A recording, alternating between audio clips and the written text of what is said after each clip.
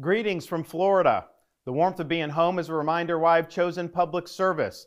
From joining the United States Navy and serving in Iraq, to representing the people in the U.S. Congress, and now serving as governor of Florida. And it reminds me why I decided to run for president, to fight for those who have been forgotten in this country. This is America's time for choosing. We can choose to allow a border invasion, or we can choose to stop it. We can choose reckless borrowing and spending, or we can choose to limit government and lower inflation. We can choose political indoctrination, or we can choose classical education. These choices are symptoms of the underlying struggle to ensure that constitutional government can endure and that Western civilization can survive. And we launched this campaign to bring accountability to government, regain sovereignty at our border, and restore sanity to our society.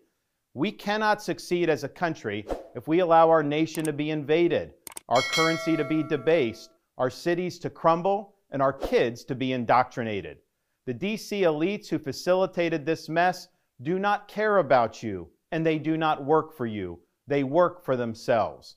They seek to accumulate power at your expense to pursue an agenda that is harmful to the American people. Citizens do not serve politicians. It is the duty of politicians to serve you. Talk is cheap. Actions speak louder than words. Reversing the decline of this nation requires leadership that delivers big results for the people we are elected to serve. I have a record of leading with conviction, championing an agenda marked by bold colors, delivering on my promises, and defeating the people who are responsible for our nation's decline. That is the type of leadership we need for all of America. Now, over the past many months, Casey and I have traveled across the country to deliver a message of hope that decline is a choice and that we can, in fact, succeed again as a nation. Nobody worked harder, and we left it all out on the field. Now, following our second place finish in Iowa, we've prayed and deliberated on the way forward. If there was anything I could do to produce a favorable outcome, more campaign stops, more interviews, I would do it. But I can't ask our supporters to volunteer their time and donate their resources if we don't have a clear path to victory. Accordingly, I am today suspending my campaign. I'm proud to have delivered on 100% of my promises, and I will not stop now. It's clear to me that a majority of Republican primary voters want to give Donald Trump another chance. They watch his presidency get stymied by relentless resistance, and they see Democrats using lawfare this day to attack him.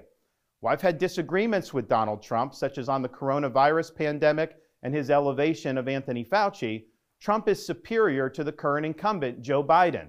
That is clear. I signed a pledge to support the Republican nominee, and I will honor that pledge.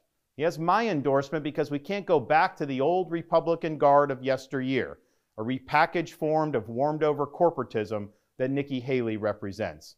The days of putting Americans last, of kowtowing to large corporations, of caving to woke ideology are over. I thank all of our passionate supporters who have stood by us through it all. That we had people volunteer to come to Iowa in the middle of a blizzard to knock on doors and make phone calls touched us dearly. No candidate had more thrown at him, but no candidate had so many committed volunteers and staff. Finally, I want to thank my wife, Casey, and our kids, Madison, Mason, and Mamie. Casey's gone far above and beyond in her support for our campaign and for our cause. She's not only a great wife and mother, she's a great American who cares deeply about the future of the country that our kids will inherit. Our kids have seen and done a lot on the trail, from playing on the famed Field of Dreams baseball site in Iowa to making their first snowman in New Hampshire.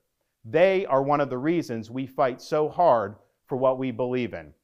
Winston Churchill once remarked that success is not final, failure is not fatal, it is the courage to continue that counts.